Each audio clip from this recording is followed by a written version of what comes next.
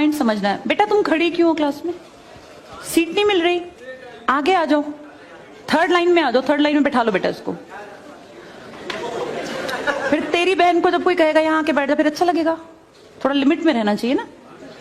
बैठ जाओ बेटा।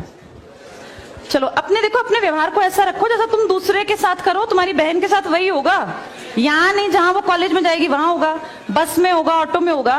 समाज सबसे मिलके बनता है। तुम घटिया हो ना किसी के लिए, तो तुम्हारी बहन के लिए 100% कोई ना कोई घटिया। भगवान जो है कर्मा रिटर्न्स बैक है, ये सीधी थ्योरी है ये। और ये मैं अपने लिए भी मानती हूँ, मैं अपनी बेटी के लिए भी मानती हूँ। मैं जैसा कर रही हूँ ऐसा ही मेरे साथ होगा, या मेरे घर वालों के साथ। तुम जैसा कर रहे हो ऐसा तुम्हारे भाई बहनों के साथ होगा ही होगा। हम किसी भी बेटी के साथ गलत करेंगे ना, तो अपने आप को इसके लिए तैयार रखना कि मेरी बहन भी पढ़ने निकलेगी। आज छोटी है तो कल निकलेगी। चाचा की बेटी, मामा की बेटी, ऐसा नहीं कोई घर में रिश्ते ही ना हो। माँ भी तो होगी। जैसा तुम कर रहे हो ऐसा तुम्हारी माँ के साथ जरूर घटित हुआ होगा। अब तुम कर रहे हो। बड़े अच्छे कई एड्स हैं, उसमें एक जवान लड़का ना सीटी बजा रहा होता है, तो उसकी माँ, देखा तुम लोगों ने वो, उसकी माँ कहती है बेटा मत कर। तुम्हारी उम्र का था वो लड़का, उसकी माँ लगा लो मेरी एज की, मुझसे 2-4 साल बड़ी होगी। क्योंकि जो बच्चे 20 के हैं उनके माँ 40-45, उनकी माँ 45 साल तक की होती हैं। तो लगातार सीटियां बजा रहा है। उसकी माँ उसको कहती है बेटा मत कर, वो इरिटेट हो जाती है। तो वो फील करता है कि मेरी माँ ऐसा क्यों, मतलब क्यों चिढ़ रही है सीटी बजाने से, घर में बैठ के बजा रहा था सीटी। तो उसकी माँ को याद आता है कि जब मैं रोज बस स्टॉप पे जाती हूँ, 45 साल की अधेड़ उम्र की एक औरत, एक घटिया लड़का, मतलब ऐसे नहीं होते बिल्कुल ही घटिया जिनकी परवरिश हो, वो रोज उसको परेशान करता है, उस 45 साल की औरत को।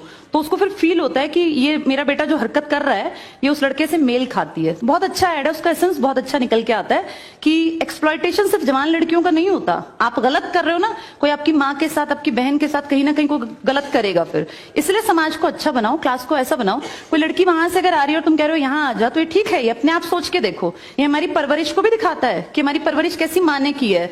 अपनी बेटियों को जितने हम संस्कार देते हैं ना, उससे ज्यादा बेटों को देने चाहिए। क्योंकि गलत करने वाले लड़के ही तो है ना, किसी के प्रति गलत कमेंट करने वाले। ये ठीक नहीं होता।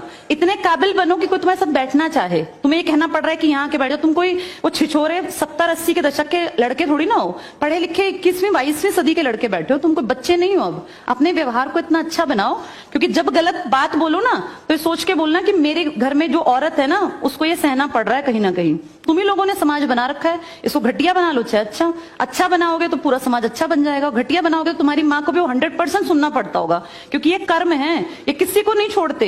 तुम सबको चार दीवारी में नहीं रख पाओगे। तुम्हारी माँ को भी कहीं ना कहीं बाहर निकलना पड़ता है, चाहे वो मार्केट सब्जी लेने जाती हो, गाँव में रहते हो तो गली में तो निकलती है ना, उसको भी सुनना पड़ता होगा, क्योंकि समाज बनाने वाले तुम ही लोग हो। तो ये ध्यान रखो सबको कि भाई किसी को हमारे किसी भी कमेंट से बुरा ना लगे। और इनको अलग मत समझो, जैसी तुम्हारी बहनें ऐसी ये हैं। पसंद आना कोई अलग बात होती है, पर व्यवहार अच्छा रखना चाहिए। तुम्हारी परवरिश अच्छी माने की है, कम से कम ये दिखा के चलना।